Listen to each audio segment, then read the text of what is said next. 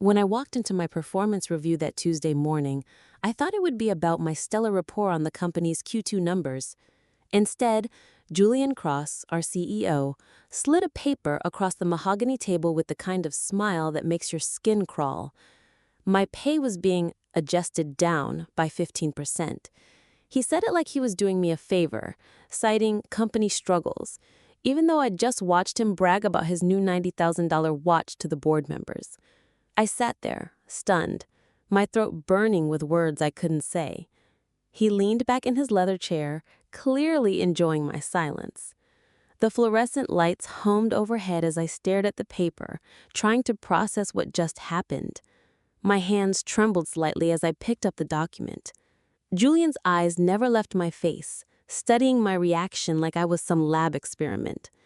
The room felt smaller suddenly, the walls closing in around me. Julian didn't just cut my pay. He told me I should be grateful for it. "You're still lucky to be here, Nora. Others weren't so fortunate," he said, gesturing vaguely toward the empty desks from last month's layoffs. His voice dripped with fake sympathy as he implied I wasn't worth more because I didn't have leadership potential. The insult hit deeper than the pay cut ever could. I forced myself to nod, to play the part of the grateful employee. But as I walked out and shut his office door, I caught my reflection in the glass wall. Something had changed in my eyes. Something hard and determined. The quiet, patient Nora who believed hard work would be rewarded was gone. In her place stood someone who understood that sometimes you have to fight fire with fire. I walked back to my cubicle with steady steps, already planning my next move. Word of my pay cut spread through the office faster than I expected, even though I hadn't told anyone. During my lunch break, I overheard two coworkers whispering by the coffee machine. "Julian's at it again," Sarah from accounting said. "He only does this to people who won't fight back." My stomach dropped as I realized this wasn't just about me. It was a pattern.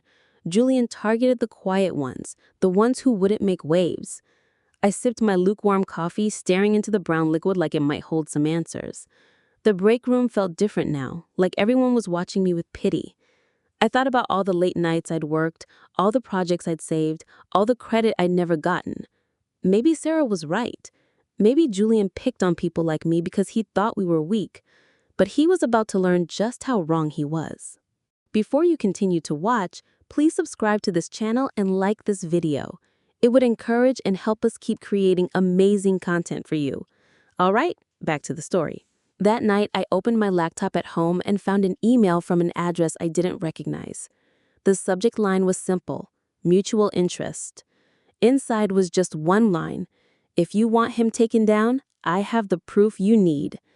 Attached was a spreadsheet filled with suspicious consulting fees paid to a shell company I'd never heard of. My hands trembled as I scrolled through row after row of questionable transactions. The amounts were staggering. Hundreds of thousands of dollars funneled through fake contracts. I sat in my small apartment, the glow of the screen illuminating my face in the darkness. This was either a trap or an opportunity. My rational mind screamed that I should delete the email and pretend I'd never seen it. But something deeper, something angrier, made me hit reply. I typed just 2 words: "I'm interested." The moment I hit send, I knew there was no going back. The mysterious sender responded within minutes, like they'd been waiting by their computer. "We both want the same thing. Julian ruined me too. Meet me tomorrow, 8 p.m. at the coffee shop near 9th and Alder. Don't tell anyone." I stared at the message, my heart pounding. Every reasonable part of my brain screamed that this was reckless, dangerous even. I didn't know who this person was or what they wanted from me. But Julian's smug face kept flashing in my mind, along with his words about me not having leadership potential. I thought about all the other employees he probably humiliated, all the people's lives he'd made miserable just because he could. I closed my laptop and whispered to myself, "I'm in." The decision felt both terrifying and liberating. For the first time in years, I was taking control of my own story. The stranger was already waiting when I arrived at the coffee shop, sitting in a corner booth away from the windows. He looked to be in his early 40s, wearing a sharp suit jacket that probably cost more than my monthly salary. A thin scar ran down his left cheek, giving him a dangerous look that made me second-guess my decision. He introduced himself only as Cole, no last name. Julian thinks he's destroyed me, but I know where all his skeletons are buried, and you're going to help me dig them up. I swallowed hard, my mouth suddenly dry. The folder felt heavy in my hands, like it contained secrets that could change everything. I wasn't sure if I'd just found an ally in my fight against Julian, or if I'd just signed some kind of pact with the devil himself. But there was no turning back now. Inside Cole's folder were financial statements that made my stomach turn. Page after page showed Julian siphoning company money into offshore accounts, paying bribes to government inspectors, and falsifying safety reports to cut costs. It was all there in black and white, meticulous, damning evidence that was way above my security clearance level. "How did you get all this?" I asked, my voice barely above a whisper. Cole's smile was cold. "Let's just say Julian made the mistake of trusting the wrong person. But that doesn't matter now. What matters is that you're inside the company. You can get what I can't." I realized I was staring at a complete blueprint for Julian's downfall. But I also understood that if we got caught, it would mean the end of my career, and possibly much worse. The weight of the folder in my hands felt like the weight of my entire future. The next morning, I slipped into Julian's office while he was at the weekly board meeting. My pulse thundered so loudly I was sure the security cameras could hear it. I plugged Cole's flash drive into Julian's computer and started copying files, my hands shaking so badly I could barely type. Every footstep in the hallway made me freeze, certain I was about to be caught. At one point, the door handle rattled and my heart nearly exploded from my chest. But it was just the night janitor, humming softly as he moved down the hall. I finished copying the files and slipped out of the office, my legs feeling like jelly. As I walked back to my cubicle, I whispered to myself, "One step closer." The thrill of what I'd just done mixed with terror in a way that made me feel more alive than I had in years.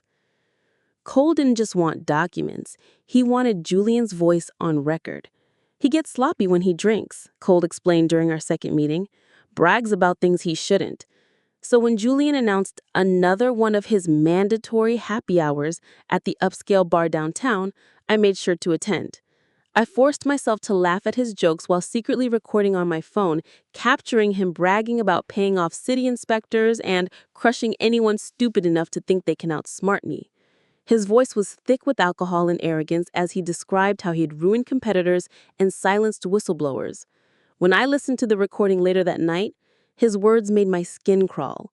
But in the background, I could hear my own fake laughter, and it sounded like a weapon being sharpened. The evidence was mounting, piece by piece, and Julian had no idea what was coming for him. Julian called me into his office the next morning, and for a terrifying moment, I thought he'd somehow discovered what I was doing. My hands were sweating as I knocked on his door, every possible excuse running through my mind. Instead, he asked me to work late that evening on a special project that required discretion. His eyes lingered on me longer than they should have, and his smile had an edge that made my skin crawl. "Just you and me, Nora. I think we work well together, don't you?" I agreed with a steady voice, even though my hands were shaking under his desk. For the first time since this all started, I wasn't just afraid for my job. I was afraid for my safety. But I also realized this might be the perfect opportunity to get even more evidence against him. Sometimes the most dangerous situations are also the most revealing ones. That night, Julian's true nature came out. He leaned closer than necessary as we worked, accidentally brushing against my arm and making comments that had nothing to do with business. I kept my expression neutral, pretending to focus on the spreadsheets while my skin crawled. Every inappropriate remark, every lingering touch, I captured on my phone's voice recorder. "You know, Nora, loyalty goes a long way in this company," he said, his breath hot on my neck. "And I reward loyalty very generously." When I finally got home and listened to the recording, I felt sick. This wasn't just about corporate theft anymore. It was personal. Julian wasn't just stealing from the company. He was using his power to make women uncomfortable, to make them feel small and helpless. But he'd picked the wrong woman this time. I was going to make sure he paid for every single disgusting comment. Cole urged me to release one small piece of evidence as a test, just to see how Julian would react. We chose an incriminating email about cutting safety costs to increase profits, something damaging but not devastating. I sent it anonymously to an industry blog that specialized in corporate scandals. 2 days later, the story was published, and whispers started rippling through our office like wildfire. Julian stormed around the building, demanding that everyone sign loyalty pledges and threatening to fire anyone caught talking to reporters. He called an all-hands meeting where he ranted about rats and traitors trying to destroy the company. But he still looked right past me like I was invisible. I kept my head down and took notes like the dutiful employee I appeared to be. Inside, though, I was smiling. The first crack in his armor had appeared, and it felt amazing. Julian's paranoia grew with each passing day. He started watching people more closely, questioning conversations, and demanding to see work computers without warning. "Some rat is trying to smear me," he barked during a department meeting, his face red with anger. His temper grew shorter, and the polished mask that he usually wore began to slip. Employees started avoiding him in the hallways, and I could see fear in their eyes. But even as his behavior became more erratic, he continued to overlook me completely. I was just quiet little Nora, the analyst who never caused trouble. He couldn't imagine that the person destroying his reputation was sitting right under his nose. That blind spot was going to be his downfall. I realized his biggest weakness wasn't his illegal activities, it was his arrogance. He genuinely believed that someone like me could never be a threat to someone like him. One evening, as I was gathering my things to leave, Alma Rodriguez, one of the senior managers, pulled me aside. "Be careful," she whispered, glancing around to make sure no one was listening. "I know what you're doing." My blood turned to ice, and I was ready to deny everything. But then she added, "And I want in." It turned out Julian had cut her pay too, by half, after she'd questioned one of his decisions in a board meeting. Alma had been with the company for 15 years, and Julian had humiliated her just like he'd humiliated me. She said, "I've been waiting for someone brave enough to take him on. Let me help you." Having Alma on our side changed everything. She had access to executive meetings, board communications, and financial records that even Cole couldn't reach. The network was growing, and Julian had no idea how many enemies he'd made. With Alma as our inside source, the leaks became more strategic and devastating. I fed documents to Cole, Alma spread them through her carefully chosen contacts in the media and regulatory agencies, and slowly a storm began building around Julian. Each new revelation built on the last, creating a pattern of corruption that was impossible to ignore. Stock analysts started asking tough questions during earnings calls, regulatory agencies began informal inquiries, but Julian continued strutting around the office like he was untouchable, convinced that his lawyers and connections would protect him from any real consequences. He had no idea that 3 of his own employees were systematically dismantling his empire from the inside. I found myself counting down the days, imagining his face when he finally realized what was happening. The anticipation was almost as satisfying as the revenge itself would be. Then I made a critical mistake. After working late one night, I forgot to log out of a secure folder on my work computer. I didn't realize my error until I got home and saw that my access logs showed suspicious activity. That night, I received a chilling text from an unknown number. "Careful, little mouse. Cats don't like squeaks." My blood ran cold when I read the message. Someone else knew what I was doing, and they were watching me. I called Cole immediately, my hands shaking as I dialed. "We might be compromised. Someone's on to us." Cole's voice was calm, but I could hear the tension underneath. "Don't panic. This might actually work in our favor." I spent the rest of the night lying awake, jumping at every sound, wondering if I'd just signed my own death warrant. The game had suddenly become much more dangerous. Cole suggested we turn the tables on whoever was watching us. If someone is hunting you, let them think they're succeeding. Then we catch them in the act. It was a risky plan, but I was already in too deep to back out now. I deliberately left a decoy file on my desktop labeled Final Evidence Julian Corruption, filled with fake documents that looked damaging but were actually useless. Then I waited. The next morning, Julian stormed into the office like a man possessed. "Who the hell is leaking my personal documents?" he roared, holding a printout of my fake file in his trembling hand. "I want every computer searched, every email monitored." His face was purple with rage, and spittle flew from his mouth as he shouted. But what really caught my attention was a look of genuine fear in his eyes. For the first time since I'd known him, Julian Cross looked scared. And I realized that our trap had worked perfectly. He just revealed that he had someone spying on the employees. Julian's voice cracked as he continued his tirade, his usual smooth confidence completely shattered. People in the office exchanged nervous glances, whispering among themselves about his erratic behavior. His image of control and authority was crumbling before our eyes. I watched from my cubicle, taking notes and pretending to be as shocked as everyone else. But inside, I was screaming with satisfaction. The mighty Julian Cross was finally showing his true colors: paranoid, desperate, and terrified. His hands shook as he pointed at random employees, accusing them of betrayal. The polished executive facade was gone, replaced by a man who was clearly losing his grip on reality. Fear had finally found its way back to him, and it was beautiful to watch. I could see Alma across the room, her face carefully neutral, but I caught her eye for just a second. We both knew this was the beginning of the end. By the end of the week, the board of directors called an emergency meeting. Rumors swirled through the office about audits, federal investigations, and possible criminal charges. Julian tried to spin everything as attacks from jealous competitors and disgruntled former employees, but his panic was obvious to anyone who looked closely.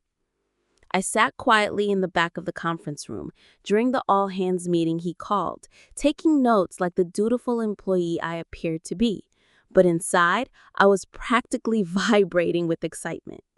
"It's working," I kept thinking. "It's actually working." Julian's empire was crumbling, one leaked document at a time.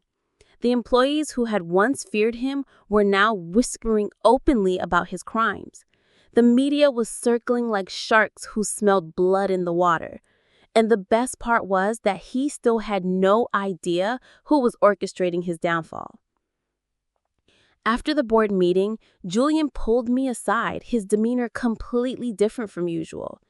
Gone was the arrogant CEO who had cut my pay and insulted my potential. Instead, he seemed almost vulnerable, even desperate. "Nora, I need someone I can trust," he said, his voice soft and pleading. "You've always been loyal, always kept your head down. Stick with me through this mess, and when it all blows over, you'll be rewarded. I promise." His hands lingered on my shoulder a second too long. His touch made my skin crawl. I forced a smile and nodded, playing the part of the grateful subordinate one last time. "Of course, Mr. Cross, I'm here for whatever you need." But as I walked away, I was already planning how to light the final match that would burn his empire to the ground. He thought I was his ally, but I was actually his executioner. Cole finally revealed the real reason behind his vendetta against Julian. It wasn't just about money or business. It was deeply personal. Julian had destroyed Cole's sister, Sarah, a former company whistleblower who had tried to expose his corruption 3 years earlier. She lost everything: her career, her health, her faith in justice. Julian buried her so completely that she ended up in therapy for 2 years, convinced she was crazy. Sarah had tried to do the right thing, but Julian's lawyers and connections had painted her as a disgruntled employee making false accusations. She lost her job, her reputation, and nearly her sanity. "I can't let him walk away again," Cole said, his eyes burning with righteous anger. I realized this wasn't just about revenge anymore. It was about justice for all the people Julian had crushed under his expensive shoes. It was about making sure he couldn't hurt anyone else ever again. Together, Cole, Alma, and I compiled the ultimate evidence package: financial crimes, harassment recordings, safety violations, bribery. We had enough documentation to bury Julian so deep he'd never see daylight again. The folder was 3 inches thick, filled with bank statements, email chains, recorded conversations, and witness testimonies. It was a masterpiece of evidence gathering, years of corruption laid out in chronological order. But we couldn't just leak this like the other documents. It was too big, too important. "We need to deliver this publicly," Cole said, his face grim with determination. "Somewhere he can't run, can't hide, can't use his lawyers to wriggle out of responsibility." The plan that emerged was bold and dangerous, but it was also poetic. We would expose Julian at the quarterly shareholder meeting in front of investors, board members, and media representatives. He would be trapped on stage with nowhere to hide when his world came crashing down. The day of the quarterly shareholder meeting arrived like Judgment Day. The conference room buzzed with anticipation as investors, board members, and financial reporters filled every seat. Julian took the stage wearing his most confident smile, completely unaware that his execution was about to begin. He launched into his prepared presentation about company growth and future prospects, his voice smooth and professional. I sat in the back with my heart pounding so hard I was sure everyone could hear it. Then, right on schedule, Alma and I stood up and walked toward the front of the room, side by side. Behind us, Cole followed, carrying our evidence folder like a sword of justice. Julian spotted us mid-sentence and froze completely, his face going pale. The words died in his throat as he realized that his 3 greatest enemies were standing before him. The room fell silent, sensing that something momentous was about to happen. Alma stepped forward first, her voice clear and strong as she addressed the stunned audience. "Ladies and gentlemen, we have evidence of serious criminal activity by your CEO." She began distributing copies of our evidence folder to the board members while Cole set up the audio equipment.